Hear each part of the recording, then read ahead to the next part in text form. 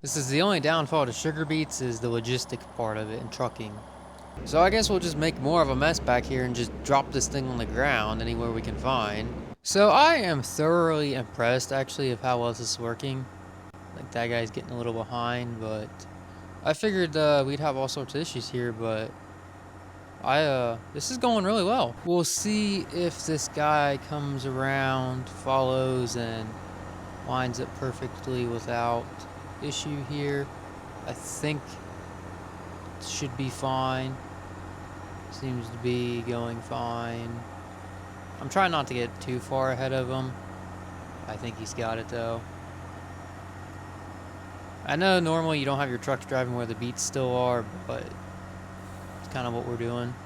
When you have the trucks right next to you, you can't turn right or else you're going to turn into them and it creates a whole bunch of issue. So your really only way of doing this is having everybody turn left. If you have somebody next to you, like a car or a semi. You can get away with it sometimes with the cart, but semis are a lot harder to do. This is the only downfall to Sugarbeets is the logistic part of it and trucking. We only have 2 trailers set up for this, so we only have 2 trucks, 2 trailers.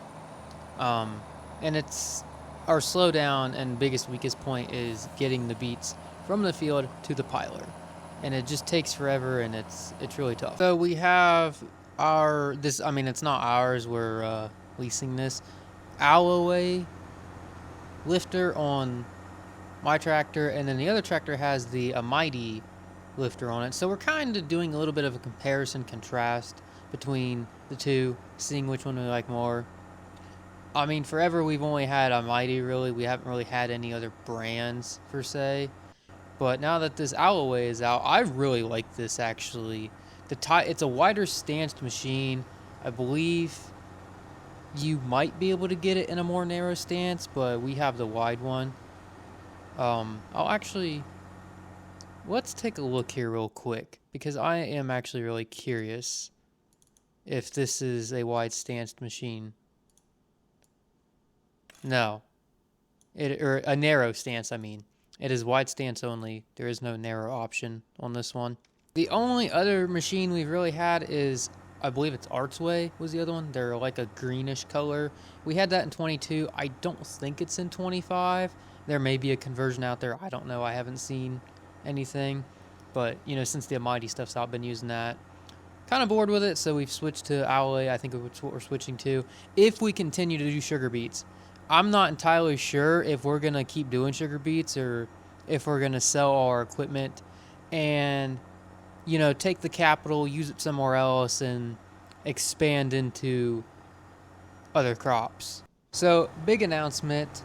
We are actually going to be expanding this farm, and I'm not going to give away all the details, but we're going to be expanding in a way that's...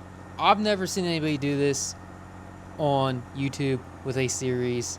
At least if somebody's done it, then they're a very, very small channel that has never really come across before. But to my knowledge, nobody's done what we're going to attempt to do here. It's really not that complicated. It's really not that crazy in hindsight, but it is something very different. It's just something very I'm not going to give too many details because I don't want to put it out there before it actually becomes a thing, but we are going to be expanding, so we're trying to make as much off this harvest as possible so then we can expand our operation. And this is probably going to take buying more equipment as well, because we're going to be spread out quite a distance, so I want to get a little bit more equipment so then we're limiting how much we are taking back and forth between the 2 farms that we're about to do here. But that's all I'm going to say for now. It's going to be kind of cool actually the way I'm going to incorporate it, so stay tuned for that. It's coming probably in the next definitely month or so, maybe next couple of weeks, not sure yet, but it is coming down the pipeline. Quick little pit stop here. We're almost done with Sugarbeets. We have only a couple passes left, but we're about out of fuel with one of the road tracks, so quick fuel stop. Alright, so we are all finished up with Sugarbeets. We got to truck in this last little bit to the piler, and then we're going to get all these tractors unhooked from all of this, send back the equipment that we leased, and then one of these road tracks is going to go on the cart, and we're going to actually take the other 530 off of the cart and make a switcheroo here. Alright, so we are en route to go get our new tillage tool. I'm pretty excited to try this out actually, see how it does. So stay tuned. Alright, so we're about to go spread some lime on this soybean field we already harvested. We have the lime spreader hooked up to the 475. Usually we pull this lime spreader with the 8RX, however since the 475 was available, I was like, why not put a bigger tractor on it? All right, we are wide open, throwing some lime down. We probably are gonna need a truckload on this field, so we're gonna have to go get a truckload because I don't think we got enough of what was left in. We had basically had a full spreader here, and I think we're gonna be a little bit short.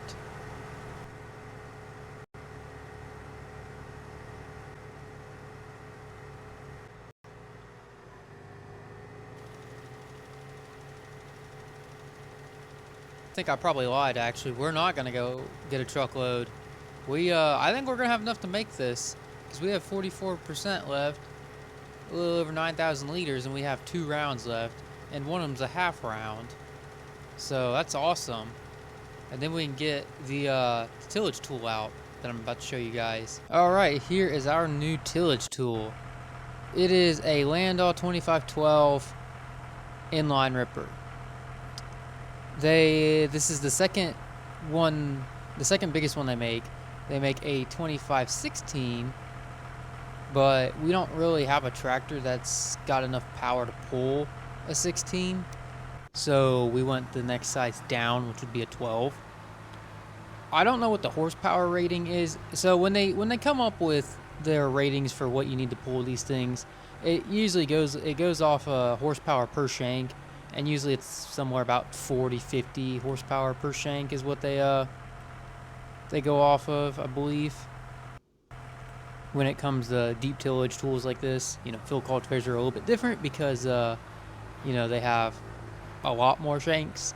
But yeah, this is built by Custom Modding. If nobody knows that, I'm assuming a lot of people probably know who built this. But if you don't know who made it, now you do. Custom Modding. I'm really excited to see how this thing does. We don't really run a lot of inline rippers here. We usually are pulling a chisel or a ripper.